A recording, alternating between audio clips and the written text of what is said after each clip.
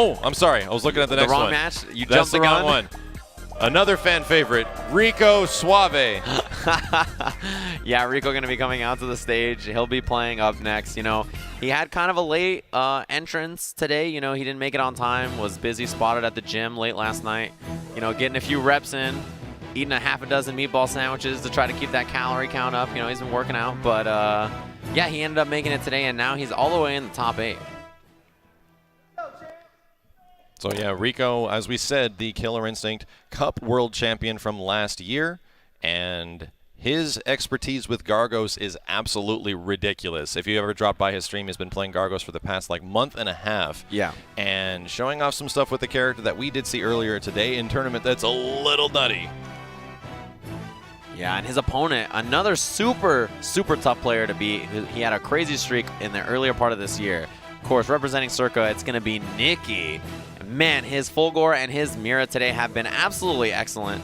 And so very surprised he didn't make it in on the winner side of this top 8. I think a lot of people expected both of these guys to be in the winner side of top 8. But, you know, he made it. And really, really impressive stuff all day today. So, you know, if it wasn't for Storm being incredible, then, you know, we might have seen him on the other side of that winner semi. So it's going to be Nicky. It's going to be Rico. A really, you know, championship quality match right in the first set of losers. So crazy enough, Nicky is profoundly the biggest Fulgore player going into Season 3 with the most success. Right. And Rico having a huge amount of success in previous seasons of Killer Instinct using Fulgore as well. But once again, one of those characters, as we said, Killer Instinct has changed as a game going through to where it is now, and so has Fulgore along with many other characters in the title too.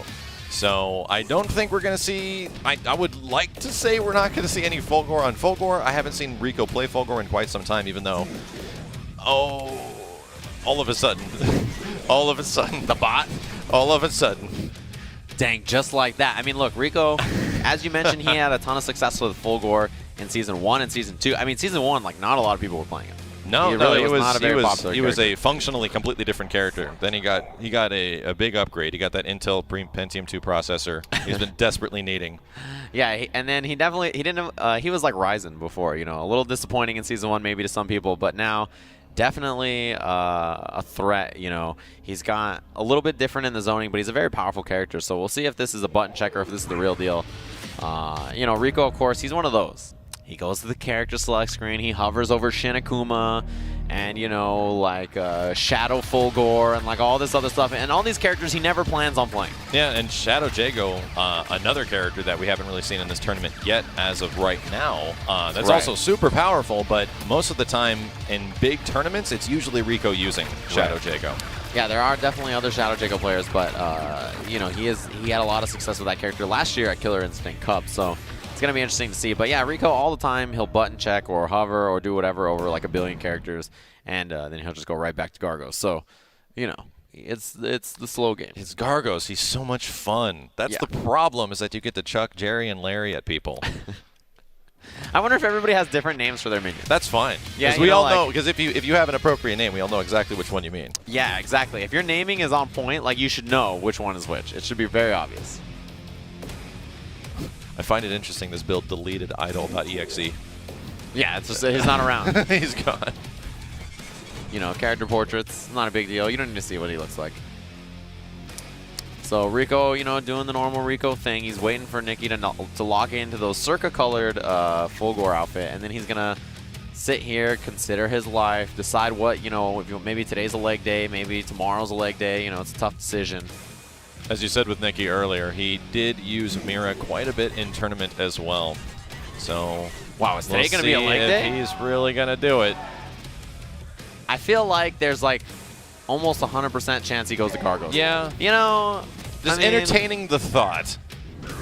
He is one of those, as I mentioned. Please don't pick the scary clown one. Oh my God. You don't like clowns, Max? I just, you know what, I have no problem with it, but it's a killer clown from outer space costume. Yes. And it hits a certain part of childhood fear that I'm not really happy with. Yeah, Pennywise is the clown that my childhood was haunted by for sure. And, you know, there it is, the Gargos. As I mentioned, there's no surprise in anybody's mind that that's who Rico Suave went with, you know. He's been training with this character like crazy for the past few months. Oh, yeah, 100%. He likes to play the fake out game on character select to get you thinking, but really this is who he was planning the whole time. And so it is Gargos for RICO SUAVE, Fulgore for CIRCA NICKY. So he didn't try the Mira. He just went right to the character that I feel like he's done, so well with that he might as well do it. And yeah, RICO SUAVE, he is about the lore. He likes to let these intro animations rock. He wants to see the whole thing. Full intros, full ultras, full ultimates. It's Killer Instinct Finals. We got to see it all. Yeah, Crazy Robot versus Killer Clown. I was about to say, what is the music? Oh, it's the Rash theme. Oh, yeah, it definitely is. Oh, man, it wouldn't be Killer Instinct without some Rash theme. Medium doubles broken right away. And the speed at which Nicky is going to be breaking, super high. This is the guy that plays on high octane. He guest breaks a lot, and he's not seeing a lot of the breakable portions. He's just going to be like, look, I know how this works. This is what I think it's going to be. RICO, with all of his characters, like whenever he played Fulgore, whenever he played Shadow Jago, and it's the same thing for Gargos, most of the time his combos are really short, limited to like one single break opportunities. So he'll take the small damage. He likes 15 to 20%. He doesn't need to get like 60, which has been interesting in this tournament because he's been going for counter breakers a lot more and getting a lot of damage out of it. Right, and that's the natural kind of way to do it. So if you're doing a lot of short combos, people will know that, and then they will immediately, break right away. They'll just guest break. So because of that, RICO is like, all right, do some short combos, and then immediately just start doing some counter breakers. It's the good way to play. Oh, the reversal command throw. Make them think about it. Hold that bot. And make him think about it. Eventually, you're going to get your damage, but he's not going to try to tack on anymore. He can add a light, a medium, and a heavy hit to make it do a little bit more, which is why it's confusing. Why isn't he hitting him? He's just choosing not to hit him. Yeah, he's also choosing to just hold him there and say, think about this command throw. Think about the fact that I scooped you up. You thought I was going to play Fulgore? Definitely not. Good stuff from Nicky. Gets poked by Jerry? Larry? That's Larry. Larry, okay. Man, you don't know the names of your own little fellas? I had to figure it out. Proud father. Well, there it is, the lockout, and he's going to have the corner carry. Does the wall splat, goes low with the beams. And what does Nicky do to Gets into Stone Skin. Luckily enough, when Nicky was attacking, it was a medium, so RICO could go through it. Right, so heavy attacks do beat armor, which is important to note. Gargos has infinite armor while he is in Instinct. He'll just go through whatever you do. There's the burst at the end. And Nicky should have tagged the minion while he did that. RICO, once again, another short combo. Brings in the minion, goes for the overhead. I think he has maybe one more hit on him. Oh, yeah, wow. Breaks immediately left, after. Yeah. Check. And the minion, he came out of nowhere and tagged him. RICO's going to bring in Larry. Oh, he's got them both. Oh, that's exactly what you need to do. And the overhead mix-up's going to knock the other minion down, and all of a sudden, Nicky's going to be one hit away from taking this. Yeah, but both minions still alive. Can RICO block it out? Chip is such an issue, but the minions, you got to be so careful. He dashes in. Oh, and the fireball for the chip. RICO with a little eye rub after that. Great idea from Nicky to go to the opposite side blade port because it knocked the minions down as well as put Fulgore in an advantageous position because he just used the meter and couldn't shadow counter. Yeah, and you can see they're both kind of thinking about it there, trying to figure out how that went. A crazy mad scramble at the end of that. And these are two super high-level players, as we mentioned, so they're no stranger to each other. It does seem like Fulgore has a good opportunity to hit the minions out because he does have shadow moves that port behind you and hit multiple times and are safe on block. And those are good for knocking down minions at least to get you a little bit of approach.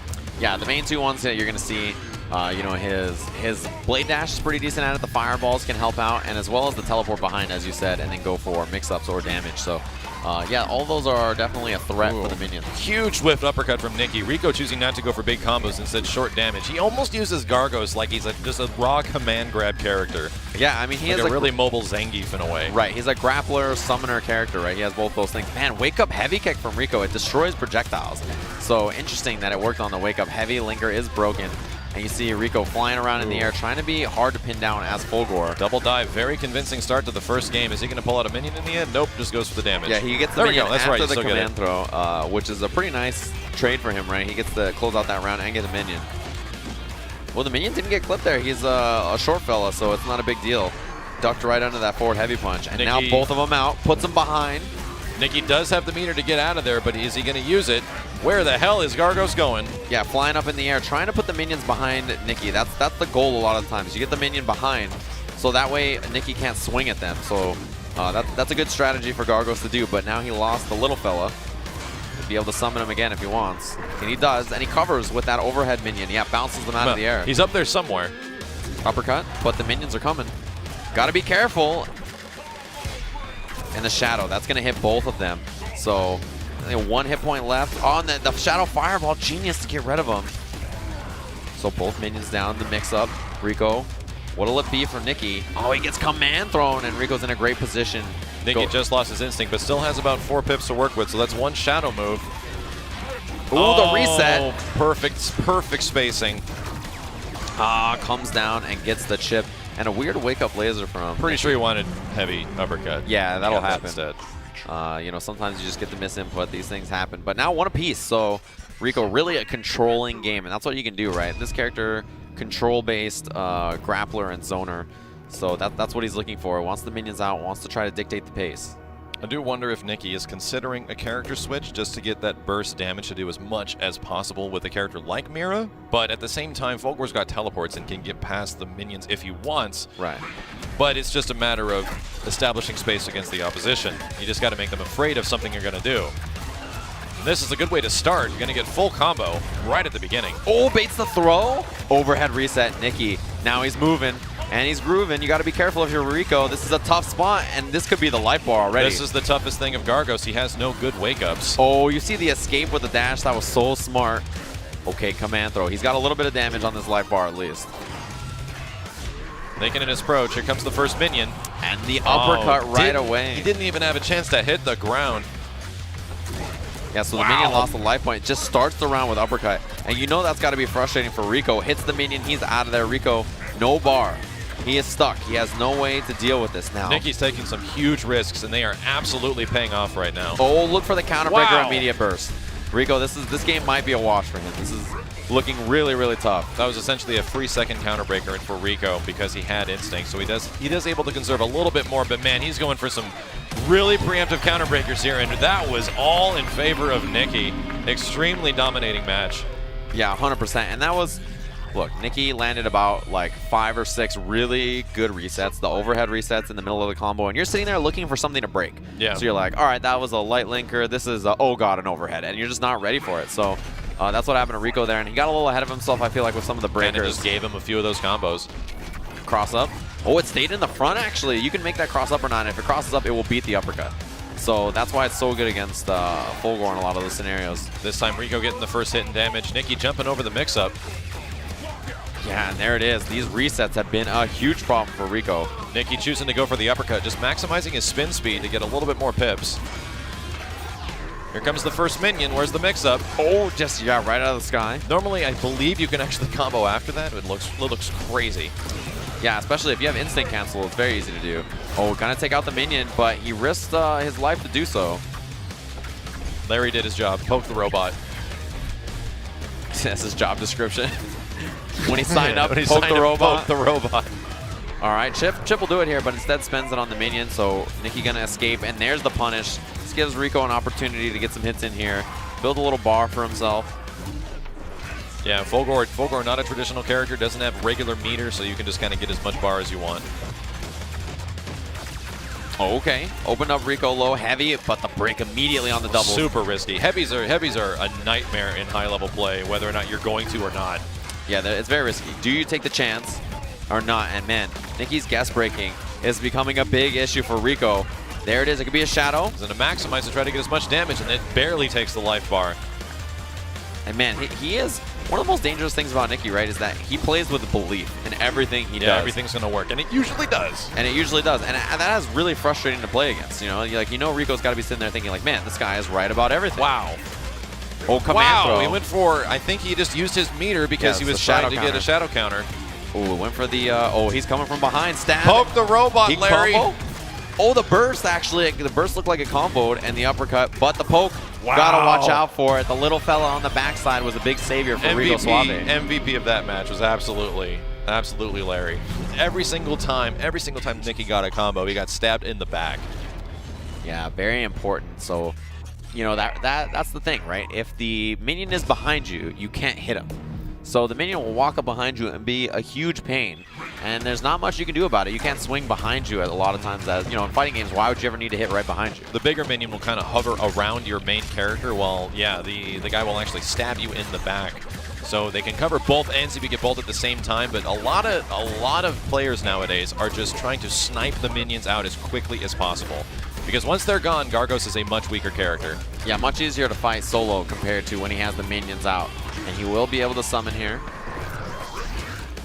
Nice, immediate command grab again. And the minion behind now. Oh, yeah, he actually got caught in the middle of that forward dash stabby. Nicky almost put himself into that cross-up. Oh, he's stabbing him in the back. Yeah, it's such a big problem for Nicky. Nice. Oh, the pickup, it was so sick. Oh, and down in the front. Man, Rico really making these mix-ups count. All these command throws. The spinny from the stabby and the fly. Rico still hasn't built up enough meter to get the second minion out. Getting close to it, though. Instinct activation off the drop. And the roundhouse caught him. Man, the stabby has been such a big issue for Nicky. He stayed out there for so long looking for the sweeps. Rico choosing not to pop the instinct once again. Does it there. That's the burst. Put him behind again. And that stab in the back, you got to watch out at all times. Man, this is getting really close. All right, minions and Nicky's going to take the first life bar. Yeah, do a little robot dance. Also has full pips, so he has access to laser and he has access to shadow teleport moves. And let's see if he's going to utilize it. He has to instill fear, though. Oh, is there the poke? And I don't think Rico's afraid at the moment. Oh, the air throw off the poke again. Man, it's been such an issue. Putting that minion behind Nicky is a genius choice, and I think Nicky just wanted away from it. Oh, and two stabby, yes, and he picks it up again. You got to be so. Oh, the shadow There is just way too much happening right now. The minions, and Rico is playing so well around the minions right now. You got to get rid of them, yeah. Yeah, Nicky doing a great job of establishing space, knocking one minion out, but Jerry's still in play. Yeah, Jerry out there. That's the big fella in the back. He's got a lot of life points. Oh, and he just goes in the big belly plop. This is going to be a lot. A huge lockout from Rico. This is going to lead to a wall bounce. Yeah, this could be the end. He needs like 2 correct mix-ups here.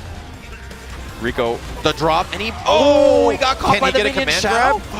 Picks it up. The life breaker. Probably the most clutch light breaker ever from Nicky. Oh, the sweeps. Will he break? He does break. Swept him 3 times because it was going through the armor, and that does it. Nicky takes it on an uppercut and eliminates Rico. It was those sweeps. That was the most dangerous moment of the set. When you're in that armor as Gargos, you cannot block heavy attacks. So Rico was trying to do teleport up. I think every single time he's trying to go up to land on him to pop instinct again to make it like a free combo breaker. Right. But every time he did it, he was getting stuffed out because he was just going for raw sweep, and raw sweep is going to break the stone skin. Yeah, you can't block it. You just have to sit there and eat the sweep or do the burst. So it's like it's a straight 50-50. It's like if you're going to sweep me, I should wake up burst to just knock you away. Yeah. But if you're not going to sweep me, then I will just block. But it was just a mix-up. So that was super scary for sure. In the last few moments there, the kind of mind games and decision making that you have to make at the last second that determine your tournament life, basically. Yeah, is super terrifying. And that's the thing is that like Rico, as I'm wondering if he was considering switching to Fulgor, switching to Shadow Jago or something like that at some point. But I do feel that a lot of his experience over the past few months has gone into Gargos, because you see it like he's got Gargos godlike Izuna drops and stuff like that. You don't really see those kind of setups, and once those minions are on screen, it almost looks impossible. But Nicky was finding a way to eliminate those guys as quickly as possible, because with Shadow moves, Fulgor can get through that, and he's safe at the end of it. Exactly, and even Shadow Fireball is a really good one. It just kind of eliminates all the minions on the way. It's got a big hitbox, and it does a lot of chip even if it hits Rico, so a lot of times it's a really good option. But yeah, you can see that Nicky, when the minions were out, he was in trouble. Yeah. But when he had those opportunities to kill the minions, he immediately capitalized, knocked Gargos down, and exposed the weakness, which is the defense. As soon as you knock that character on his back, you gotta pressure super hard. That's a big common trait of Killer Instinct characters, is that they're either super offensive, but they lack things on wake up. Right. Like they have to sacrifice meter, they have to sacrifice one of their assets to actually get out of that situation. Right. They don't have invincible dragon uppercuts or something like that. Yeah, a lot of characters don't have those kind of invincible reversals. Yeah. And so they're just forced to eat a lot of the mix-ups, and the mix-ups are very powerful in this game. So the smart thing that Nicky was doing is he's like, okay, I'm just going to lock you down, and then I'll wall splat, and then I'll throw. And then I'm going to do simple mix-up, short combo, end it, wall splat, mix-up, mix-up, mix-up. And he just kept Rico standing. And so when you're standing as, he has no reversal that he can get out of there with, he's not going to be able to break because the combos are so short. He's just stuck in that pressure the whole time. And that's what we were mentioning earlier, how if you shorten your combos and just accept the fact you're going to get 10 to 15% off a few hits, you're going to start forcing your opponent the next time you open them up to go for early breaks. Yes. And if they aren't accepting the fact, I mean, sometimes I'm just going to look at it and be like, hey, 10 to 15%, I'll take it. Right. That's as much as a throw. But if you get opened up, you want to start hitting buttons. You want to start breaking. We're getting the console ready for the next top 8 match right now.